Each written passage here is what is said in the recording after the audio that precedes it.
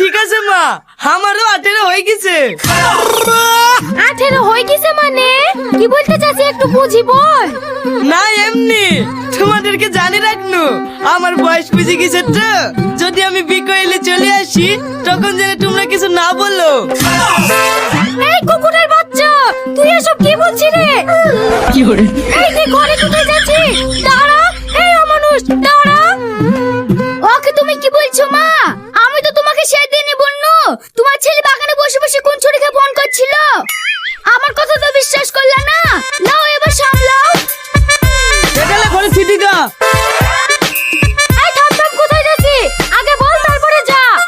আরে মা, বি হবে কিনা গ্যারান্টি নাই, বি হলে তোমাকে ফোন করব। আসছি। এই নাও তোমার মোবাইল। এটা আমার মোবাইল। এইটা তোমার সেই ভাই নাকি? এই শালা ভাই কে? আমার বয়ফ্রেন্ড। বয়ফ্রেন্ড মানে? তুমি তো নাকি কোনদিন বলনি যে তোমার বয়ফ্রেন্ড আছে। ও তোকে অনেক কিছুই বলেনি, বললে কি আর মোবাইলটা দিতে আসতি? হ্যাঁ অবশ্যই দিতাম, তুমি যেমন ভাবছো আমি সেরকম ছেলে না, সেটা রীতি খুব ভালো করেই জানে।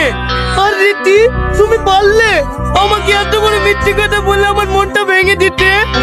তুমি যদি আমাকে একবার বলতে তোমার বয়ফ্রেন্ড আছে, তাহলে তোমাকে নিয়ে আর আমি স্বপ্ন দেখতাম না। এই শালা এই, তুই আর কি আবল তাবল বকছি? আমার গার্লফ্রেন্ড গেলি তুই স্বপ্ন দেখছি মানে? সত্যি কথা বলছি ভাই, এই কদিনে আমি রীতিকে অনেক ভালোবেসে ফেলেছি। রীতি, তুমি ভালো থাকো, তোমাকে আমি আর কখনো ডিস্টার্ব করবো না। আমি আসছি।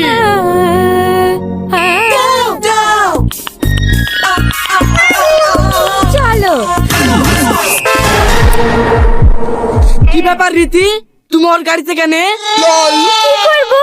তুমি আমাকে মোবাইল নেওয়ার জন্য প্রেমের অভিনয় করতে বলেছিলি। আমি অভিনয় করতে করতে এই ভালো মানুষটার প্রেমে পড়ে গেছি। আর সত্যি কথা বলতে গেলে তুমি তো কাজ টাজ কিছুই করো না। তোমার সঙ্গে বিয়ে করলে আমার লাইফটা আরো 12টা বেজে যেত।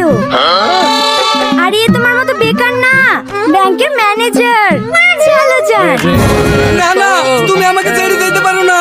আজ 2 বছর ধরে আমি তোমাকে ভালোবাসি, তুমি আমাকে ছেড়ে কিভাবে যেতে পারো? শোন ভাই, গার্লফ্রেন্ড হলে সরকারের মাল, যখন যার বাইকে পিছনে বসে তখন তার হয়ে যায়। যা ভাই, তুই আরেকটা নতুন খুঁজিলি গা। এই শালা তুই একটা কথাও বলবি নি। শোনো জান, আমি তোমাকে ছেড়ে বাঁচবো না। আর তুমি যদি আমাকে ছেড়ে যেতেই চাও, তাহলে তোমাকে আমার বুকের ওপর দিয়ে দিতে হবে।